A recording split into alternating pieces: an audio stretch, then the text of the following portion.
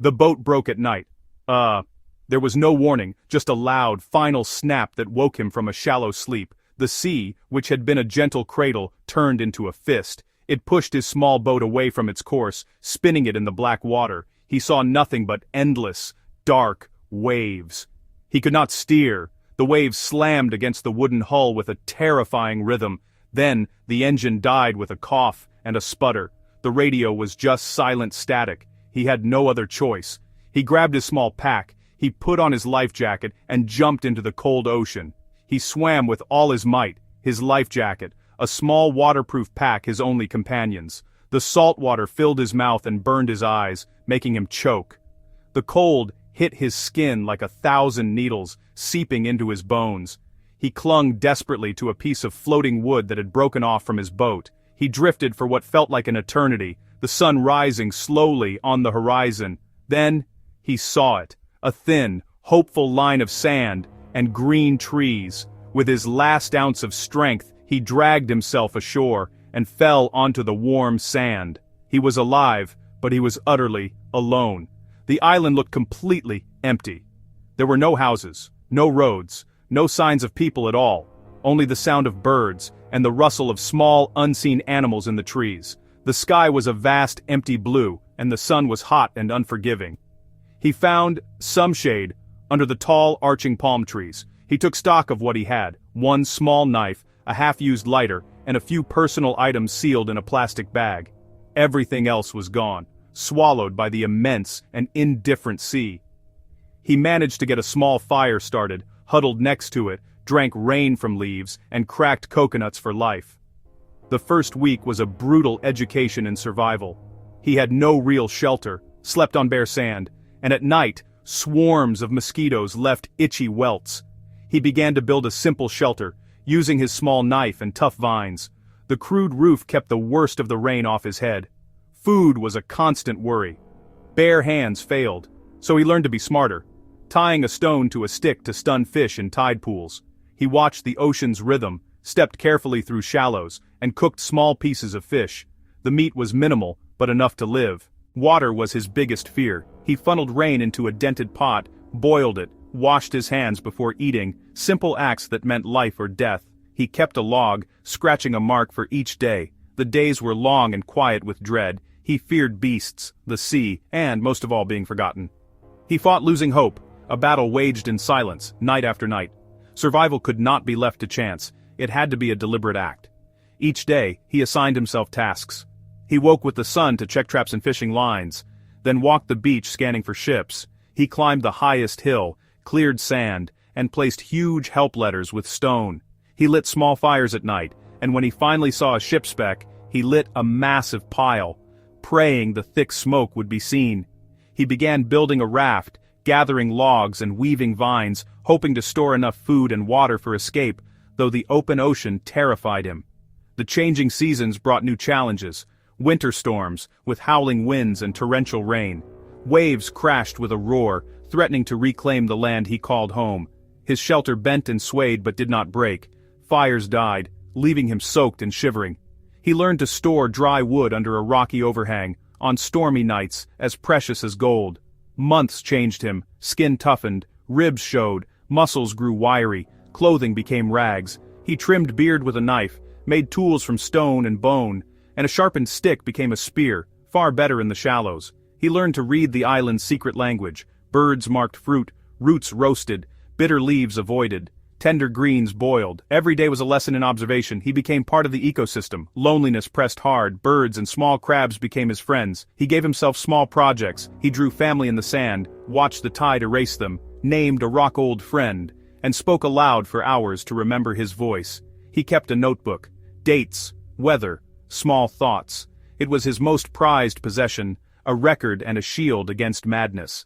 There were days filled with profound fear. A sharp coral cut refused to heal and turned red with angry streaks. He had no medicine. He cleaned the wound with boiled salt water and carved a tiny needle from fish bone. With shaking hands, he dug out a thorn. The pain was sharp. He prayed, rested, and waited. Slowly, miraculously, it began to heal. He learned to treat his body with utmost care. Patience became a virtue born of necessity. The sea taught rhythm and acceptance, some days bounty, other days nothing. He watched storms build, secured his shelter, and waited for them to pass. He learned to save, dried fish on sun-warmed stone, stored them in a hollow log, kept coconuts for rainy days. He made a small garden near a spring, planted seeds, tended shoots with a father's care.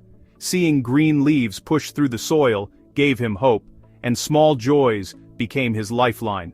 1 year passed, 365 scratches. Then came a second. Seasons repeated. Sun, storm, wet, and dry. He marked years with small circles carved into a tin cup, each a story of struggle. Old boat rope washed ashore, he made better snares and built a second open shelter for heat. A nest of tiny chicks, an orange-pink sunrise, rain-filling containers. He learned to smile and be grateful. These joys fueled his spirit and kept him alive when everything else tried to break him. Yeah. A new danger without warning. Fever left him weak and delirious. He forced fish broth, cooled his brow, and simply waited as life hung by a thread. The fever broke after many days, frail, but not dead. He saw a plane's shadow. Adrenaline surged. He ran to the hill, waved a branch, lit 3 signal fires. Thick smoke rose, but the plane went on. He sat and wept, the first time in years. He learned patience again, repaired his raft, tested it in the lagoon, and feared the cruel sea beyond the reef. In the 5th year, he found a small piece of metal, smooth, reflective, with unreadable letters. He realized what he could do. He polished it until it shone. He had made a signal mirror. He kept it in a soft pouch. This small, shiny object became a powerful symbol, a light of focused hope he could hold in his hand. Well, it was a small light of focused hope that he could hold in his hand. The passing of the plane had changed him. Hope became sharp and painful. The world flew and sailed past, unaware. He felt like a ghost on his patch of earth. He stood for hours flashing the mirror, an act of faith against the odds. He fought the despair of the near miss, replaying it 1,000 times. A minute sooner, thicker smoke. So he threw himself into work, reinforced his shelter.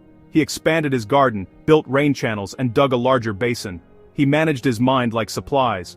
When lethargy hit, he forced himself to move. He swam the lagoon, dragged logs, cleared new plots. Work cleared the fog.